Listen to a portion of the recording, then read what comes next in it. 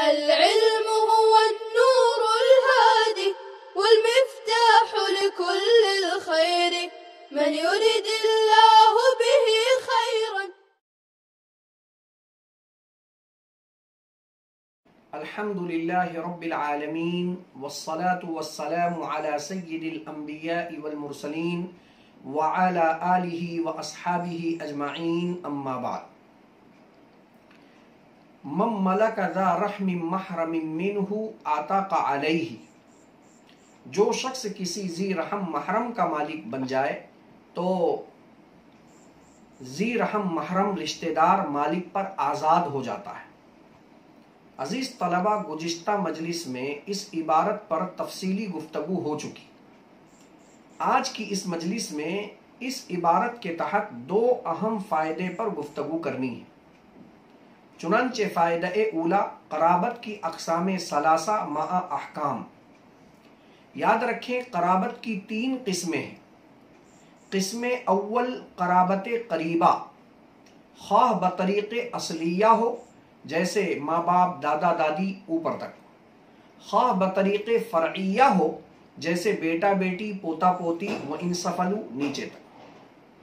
क़राबत क़रीबा का हुक्म यह है कि अगर कोई शख्स क़राबत क़रीबा के अफराद में से किसी फ़र्द का मालिक बन जाए तो मालिक बनते ही ये रिश्तेदार आज़ाद हो जाएगा और इसमें किसी का कोई इख्तिलाफ नहीं है।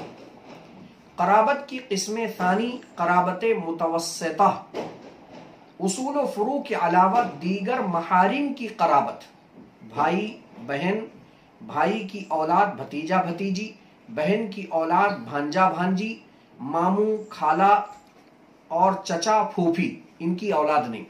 ये सारे अफराद क़राबत मुतवस्सिता में। क़राबत मुतवस्सिता का हुक्म यह है कि अगर कोई शख्स इन अफराद में से किसी फर्द का मालिक बन जाता है तो इंदल अहनाफ वो रिश्तेदार आज़ाद हो जाएगा और इंद शाफ़ई वो रिश्तेदार आज़ाद नहीं होगा। मालूम यह हुआ कि क़राबत मुतवस्सिता के सिलसिले में इत्क़ और अदम इत्क़ को लेकर इमाम अबू हनीफा और इमाम शाफ़ई रहिमहुल्लाह का इख्तिलाफ है। क़राबत की तीसरी किस्म क़राबत बईदा। क़राबत बईदा के अफराद मामू की औलाद, खाला की औलाद, फूफी की औलाद और चचा की औलाद। इन अफराद में से अगर कोई शख्स किसी फर्द का मालिक बन जाए तो बिल इत्तेफाक ये रिश्तेदार मालिक पर आज़ाद नहीं होंगे, इसमें किसी का कोई इख्तिलाफ नहीं है। खुलासे कलाम ये हुआ कि क़राबत क़रीबा के इत्क़ के सिलसिले में कोई इख्तिलाफ नहीं है। मुत्तफ़क़ अलैह तौर पर क़राबत क़रीबा के अफराद मालिक पर आज़ाद हो जाते हैं और क़राबत बईदा के सिलसिले में अदम इत्क़ पर इत्तफाक है कि अगर कोई शख्स क़राबत बईदा के अफराद में से किसी फर्द का मालिक बन जाए तो ये रिश्तेदार मालिक पर आज़ाद नहीं होगा। क़राबत मुतवस्सिता, भाई, भाई की औलाद, बहन, बहन की औलाद, चचा, फूफी, मामू, खाला, इन अफराद में से अगर कोई शख्स किसी फर्द का मालिक होगा तो हजरत इमाम शाफ़ी रहमतुल्लाह अलैह फरमाते हैं आज़ाद नहीं होगा और हजरत इमाम अबू हनीफा रहमतुल्लाह अलैह फरमाते हैं आज़ाद हो जाएगा। लिहाजा अब हम फ़ायदा सानिया के तहत ये जानेंगे कि क़राबत मुतवस्सिता में इत्क़ और अदम इत्क़ के सिलसिले में मज़ाहिब अइम्मा मआ दलाइल। मज़ाहिब तो आप जान ही चुके हैं कि हज़रत इमाम शाफ़ी रहमतुल्लाह अलैह के नज़दीक क़राबत मुतवस्सिता के अफराद में से अगर कोई शख्स किसी का मालिक बन जाए तो अब मालिक पर यह अफराद आज़ाद नहीं होंगे। हज़रत इमाम शाफ़ी रहमतुल्लाह अलैह 2 दलील पेश करते हैं। सबसे पहली दलील ये पेश करते हैं कि ममलूक रिश्तेदार का मालिक के मिल्क में आने के बाद आज़ाद होने के लिए ज़रूरी यह है कि मालिक और ममलूक के माबैन अलाक़े जुज़इयत और बाज़ियत पाई जाए। जैसा कि क़राबत क़रीबा में ये अलाक़े जुज़इयत और बाज़ियत मौजूद है, बाप बेटा, माँ और बेटी, तो अलाक़े जुज़इयत और बाज़ियत वहाँ मौजूद है। इसीलिए क़राबत क़रीबा के अफराद में से अगर किसी फ़र्द का कोई शख्स मालिक बन जाए तो मालिक पर वो फ़र्द आज़ाद हो जाता है, वो रिश्तेदार आज़ाद हो जाता है। और कराबत मुतवस्सिता में चूंकि भाई और बहन के माबैन अलाक़े जुज़इयत व बाज़ियत नहीं है, इसी तरीके से आदमी और उसके भतीजे के माबैन, आदमी और उसके भांजी के माबैन, आदमी और उसके खाला के माबैन, आदमी और उसके मामू के माबैन अलाक़े जुज़इयत और बाज़ियत नहीं है। मालूम ये हुआ कि आज़ादी की जो शर्त है अलाक़े जुज़इयत व बाज़ियत, ये कराबत करीबा में तो मौजूद है। इस वजह से कराबत करीबा के अफराद आज़ाद हो रहे हैं, लेकिन ये शर्त कराबत मुतवस्सिता में मौजूद नहीं है। लिहाजा इदा फात शर्त फातल मशरूत के कायदे के तहत अगर कोई शख्स कराबत मुतवस्सिता में किसी फर्द का मालिक बन जाता है तो ये रिश्तेदार मालिक पर आज़ाद नहीं होंगे। दूसरी दलील हजरत इमाम शाफी रहमतुल्लाह अलैह ये पेश करते हैं कि इत्क और अदम इत्क का ताल्लुक अहकाम के कबील से, और गौर करने से पता चलता है कि कराबत मुतवस्सिता चंद अहकाम में कराबत बईदा की तरह है, और जब वो कराबत बईदा की तरह है तो जैसे कराबत बईदा आजाद नहीं होते हैं ऐसे कराबत मुतवस्सिता भी आजाद नहीं होंगे, कि इसलिए कि इत्क और अदम इत्क का ताल्लुक भी अस्कबील अहकाम है। वो कौन कौन से अहकाम है जहां कराबत मुतवस्सिता का हुक्म कराबत बईदा की तरह है, ना कि कराबत करीबा की तरह। सबसे पहला हुक्म बाब शहादत है कि अगर कोई शख्स कराबत मुतवस्सिता के अफराद में से किसी फर्द के लिए, भाई के लिए, बहन के लिए, भतीजे के लिए, भांजी के लिए, चचा के लिए, मामू के लिए, इन अफराद में से किसी भी फर्द के लिए अगर गवाही देता है तो गवाही कबूल है। जैसे कि कराबत बईदा के अफराद में से किसी फर्द के लिए गवाही देवे, मामू जात के लिए, खाला जात के लिए, तो वो गवाही कबूल है। तो कराबत बईदा के अफराद के लिए गवाही कबूल है, कराबत मुतवस्सिता के अफराद के लिए भी गवाही कबूल है। तो मुतवस्सिता बाब शहादत में बईदा की तरह है, बरखिलाफ कराबत करीबा कि अगर कोई शख्स अपने बेटे के लिए गवाही दे, कोई शख्स अपने बाप के लिए गवाही दे, तो ये कराबत करीबा के लिए गवाही है, ये गवाही मरदूद है। मालूम यह हुआ कि बाब शहादत में कराबत मुतवस्सिता का हुक्म कराबत बईदा की तरह है।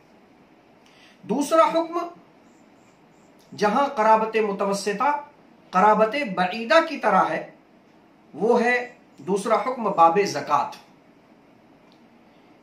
कि कराबत मुतवस्सिता के अफराद को आदमी ज़कात दे सकता है। भाई अगर फकीर है, बहन अगर फकीरा है, भतीजा भतीजी अगर मोहताज हैं तो इनको वो ज़कात दे सकता है, जैसे कराबत बईदा के अफराद के लिए ज़कात दे सकता है। तो बाबे ज़कात में कराबत बईदा का जो हुक्म है कि ज़कात दे सकता है, वही हुक्म कराबत करीबा कराबत मुतवस्सिता का है कि यहां के अफराद के लिए भी ज़कात जायज है, बरखिलाफ कराबत करीबा के कि बाप को ज़कात नहीं दे सकता गरचे वो फकीर क्यों ना हो, बेटे को ज़कात नहीं दे सकता गरचे वो फकीर ही क्यों ना हो। ये दूसरा हुक्म हुआ जहां मुतवस्सिता बईदा की तरह है, ना कि करीबा की तरह। तीसरा हुक्म बाब क़िसास, कि कराबत मुतवस्सिता बईदा की तरह है बाब क़िसास में, कि मुतवस्सिता व बईदा में से अगर कोई शख्स किसी फर्द को कत्ल कर देगा तो यहां क़िसास जारी होगा। भाई ने भाई को मार दिया, भाई ने बहन को मार दिया, क़िसास जारी होगा।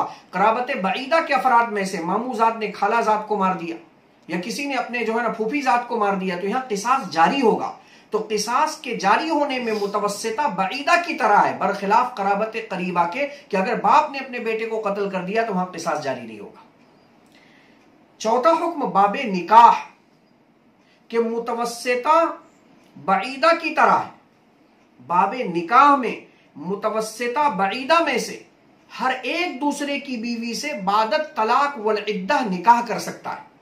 भाई की बीवी तलाक शुदा हो गई, इद्दत गुजर गई, तो आदमी अपने भाई की बीवी से निकाह कर सकता है।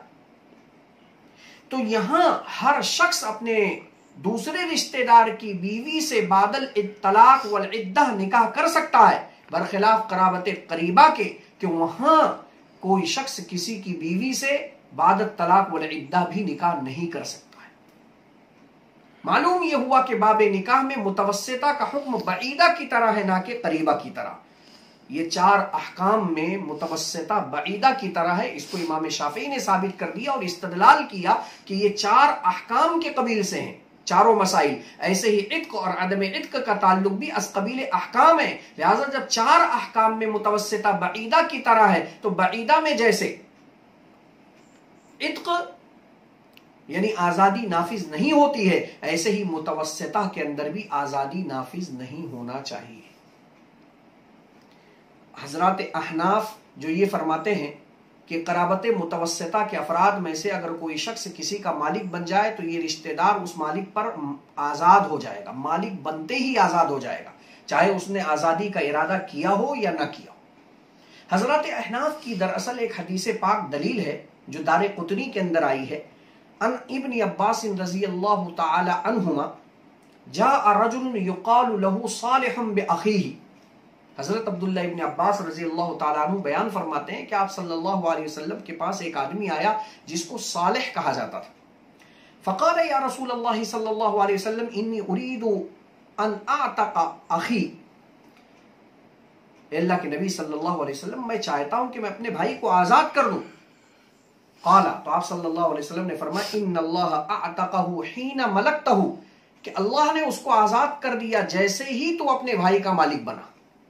तरीक़े इस्तदलाल इस हदीस पाक में बिल्कुल वाज़ेह है कि यहाँ भाई को आजाद करना चाहता है तो भाई और भाई के दरमियान क़राबत मुतवस्सिता है, और भाई कह रहा है कि मैं अपने भाई को आजाद करना चाहता हूं। तो आप सल्लल्लाहु अलैहि वसल्लम ने फरमाया तुझे कुछ करने की जरूरत नहीं है, जैसे ही तू अपने भाई को खरीद कर मालिक बनेगा वो ऑटोमेटिक आजाद हो जाएगा। तो यहाँ क़राबत मुतवस्सिता के इत्क का हुक्म अल्लाह के नबी सल्लल्लाहु अलैहि वसल्लम बयान फरमा रहे हैं, जिससे समझ में आया कि क़राबत मुतवस्सिता मालिक पर आजाद होते हैं। यह हजरात अहनाफ की सबसे मजबूत दलील है। दूसरी दलील हजरात अहनाफ फरमाते हैं कि क़राबत की 2 किस्में। नंबर 1 वो क़राबत जो हुर्मत निकाह के साथ मुत्तसिल। नंबर 2 वो क़राबत जो महरमियत के साथ मुत्तसिल ना हो, यानी हुर्मत निकाह के साथ मुत्तसिल ना हो। मालूम यह हुआ कि क़राबत की जब 2 किस्म हो गई, नंबर 1 जहां निकाह हमेशा हमेशा के लिए हराम हो, नंबर 2 वो क़राबत जहां निकाह हमेशा हमेशा के लिए हराम ना हो। तो पहली किस्म की क़राबत यानी हुर्मत निकाह, क़राबत क़रीबा यानी उसूल और फुरू, और क़राबत मुतवस्सिता इख़वा और अख़वात दोनों में मौजूद है। जैसे निकाह बाप और बेटी में नहीं हो सकता, बेटे और मां में नहीं हो सकता, ऐसे ही निकाह भाई और बहन में भी नहीं हो सकता। इसलिए इत्क को भी दोनों में नाफिज किया जाएगा।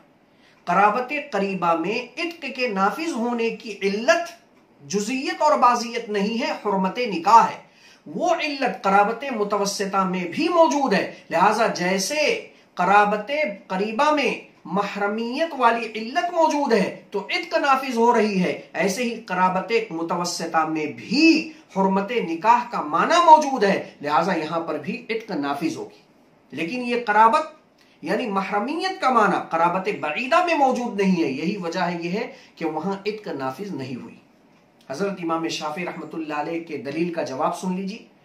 हजरत इमाम शाफी रहमतुल्लाह अलैह ने जो ये इस्तदलाल किया कि मालिक और ममलूक के माबैन इत्क के मुताल्लिक होने की शर्त असली अलाक़े जुज़इयत और बाज़ियत है, ये दुरुस्त नहीं है, बल्कि शर्त असली महरमियत यानी हुर्मत निकाह है, ना कि इलाक़े जुज़इयत और बाज़ियत। और हजरात अहनाफ ने ये इस्तदलाल उसी हदीस पाक से किया जो अभी हमने आपके सामने पेश किया। इन्नमा अअतक़हुल्लाहु, भाई ने अपने भाई को आजाद करने का इरादा किया तो आप सल्लल्लाहु अलैहि वसल्लम ने फरमाया वो तेरे खरीद कर मालिक बनते ही वो आजाद हो जाएगा। तो यहां जो इत्क का हुक्म दे रहे हैं आप सल्लल्लाहु अलैहि वसल्लम, वो इसी हुर्मत निकाह को मद्देनजर रखते हुए दे रहे हैं, न कि अलाक़े जुज़इयत और बाज़ियत को मद्देनजर रखते हुए। मालूम यह हुआ शर्त असली अलाक़े जुज़इयत और बाज़ियत नहीं है, वो शर्त ज़िम्नी है। शर्त असली तो अलाक़े जुज़इयत और बाज़ियत के अलावा हुर्मत निकाह का माना है, जो क़राबत मुतवस्सिता में भी है और क़राबत क़रीबा में भी है। दलील सानी का जवाब कि मुतवस्सिता बईदा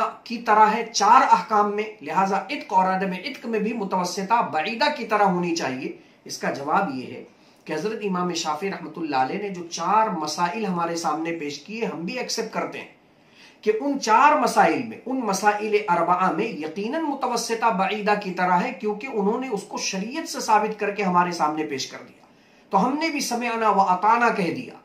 ऐसे ही हजरत इमाम शाफी रहमतुल्लाह अलैह को चाहिए कि इत्क और अदम इत्क वाले मसले को लेकर हमने हदीस पाक और दारे कुतनी की रिवायत इब्ने अब्बास से साबित कर दिया कि आजादी मुतवस्सिता के अंदर भी नाफिज होगी। तो जैसे मसाइल अरबा में मुतवस्सिता बईदा की तरह है, इमाम शाफी ने शरीयत से साबित कर दिया, दलील से साबित कर दिया, समिअना व अताना कहकर हमने मान लिया। इमाम शाफी रहमतुल्लाह अलैह को भी चाहिए कि मुतवस्सिता में आजादी नाफिज होगी, हमने भी उसको शरीयत यानी हदीस से साबित कर दिया, उन्हें भी समिअना व अताना कहकर उसे मान लेना चाहिए। उन्जुर इला मा काल वला तंजुर इला मन काल पर अमल करना चाहिए, जैसा कि हमने किया।